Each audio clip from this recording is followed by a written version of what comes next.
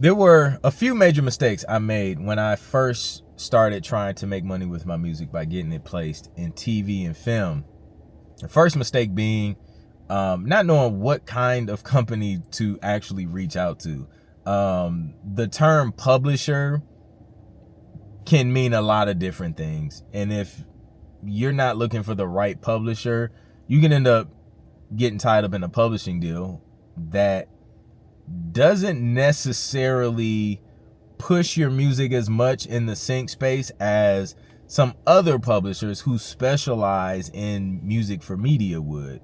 And that's the mistake I made. Ended up getting locked into a deal for like 3 years. And yeah, they did some TV stuff, but they weren't going as hard as, some like the companies that, I work with now. And that was just a mistake that I had to kind of just eat and learn from. And after that, I was just like, yeah, I'm not making that mistake again, because I wasn't able to really do any other deals outside of that because of how that was kind of structured. And I didn't really make a ton of money from it, to be honest with you. It got me my first placement, paid me about, I don't know, over $600 in royalties from the one use, but which is cool. I'm grateful for that. But yeah, that was a big mistake on my part. Second mistake I made was, once I did figure out the type of companies to send my music to,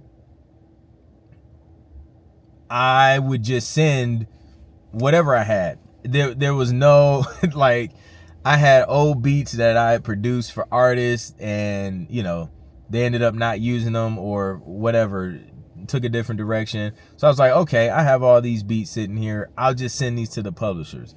No. And the reason why that didn't work out was because these tracks weren't structured right. Poor structure equals no syncs. I talk about this on page 3 of my sync producer quick start guide. If you want to see it, I kind of outline like how I structure, and I use like this same structure for the most part for like every track I produce for TV and film, and it's increased like my chances for placements a lot, man. I started landing way more placements and getting way more tracks signed once I implemented this structure. So click the link in the description, download the guide, and you can see that on page 3, just kind of how I map that structure out. But not having the proper structure was just like, that was killing me, because they didn't want to sign the tracks. They're like, yo, like, our editors can't use this, it's not optimized, you got fade outs at the end, a lot of these tracks are too long. And they was just like, yeah, you gotta make some changes. So I took notes, took the criticism.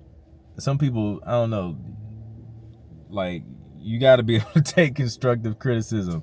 Like, everybody's not out to just be negative and like shoot your dreams down. They're trying to help you by telling you what you're doing wrong so you can fix it, do it right, and resubmit. So if you get feedback, that's great, because feedback allows you to make adjustments and get results. You know what I mean? So I took the feedback, I made the adjustments, boom, started making progress. I was like, okay, bet, I'm gonna make note of this, I'm gonna write it down. That's what you're gonna find on that page 3. So once I fixed that structure, then I started seeing more traction, right? So that was number 2. The third thing was making the mistake of submitting what I thought was dope versus what the market was saying it needed in terms of music for TV, film, media, whatever the type of medium is. You got to listen to the market. It's not really about what you feel is hot, what you feel is dope, what you feel would work for a certain show. Sometimes it's cool to be like, oh, like, I could hear this on that, but I'll never approach a supervisor or a publisher and be like, hey, here's a track, I think you should send it to blah, blah, blah. I let them deal with that, because what I found is I've made tracks specifically for, let's say, an NFL brief that I received. NFL season was kicking off. Publisher sent me a brief. They were like, hey, We need these kind of tracks. We're going to send them to the sports networks. Boom. Made the tracks. So in my mind, I'm thinking sports.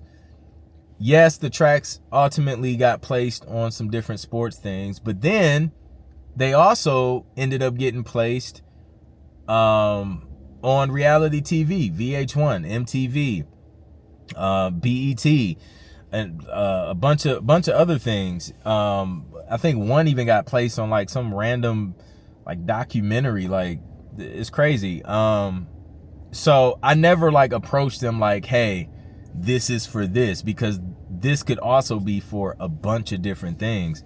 So, you know, I think one of the biggest mistakes when I got started was just not studying the market first, because what I could have avoided was producing music and spending time producing music that nobody needed. Like, what are we doing? Time is valuable. Time is infinitely more valuable than money. So you can't waste that making a bunch of music that nobody even wants. There's no demand for it. And if there's no demand for it, brands and companies aren't going to pay you for it. So if the goal is to get paid from your music, and that may not be your goal, that's fine. You may just like to make music just because it's fun. But if it's your goal to make money with your music, you have to, and this is with any business, you have to solve a problem. And the only way you can solve that problem is seeing what is the solution to this problem. If the problem is TV shows need music to create a vibe and a feeling and an emotion to go along with the picture, then you need to provide that music. And you need to know what kind of music they're looking, what kind of moods and emotions are they looking for, what kind of lyrics are they looking for that's going to help them solve that problem. And then once you can figure that out, then you know what to spend more time creating, so that you're not wasting time making a bunch of unusable music. You know, we want our music to have purpose. We want it to be heard, but it also has to solve a problem, so that can translate into income for us. So if you give someone else what they need, the byproduct is you get what you need, whether that's money, whether that's credibility from having your name attached to networks like Fox Sports, NBC, CBS, Netflix, Hulu, Adidas, whatever. You know, you have to first supply that need and give them what they want. And when I started approaching it like that, I started to see way more success with getting my music placed in TV and film. And then it just became more of a rinse and repeat kind of thing, because, you know, once you kind of figure out what they're looking for, how they like to receive things, what editors are looking for, going back to the whole structure thing, which is super important. Like, you can have the dopest production, you can have the dopest mix, you can have all of these things, but that structure, if the structure is trash, they're gonna pass. It's a bar, but it's true, you know. So you got to make sure your music is optimized specifically for what you're pitching it for. Now, if you're just working with artists, then your music being optimized may look different, right?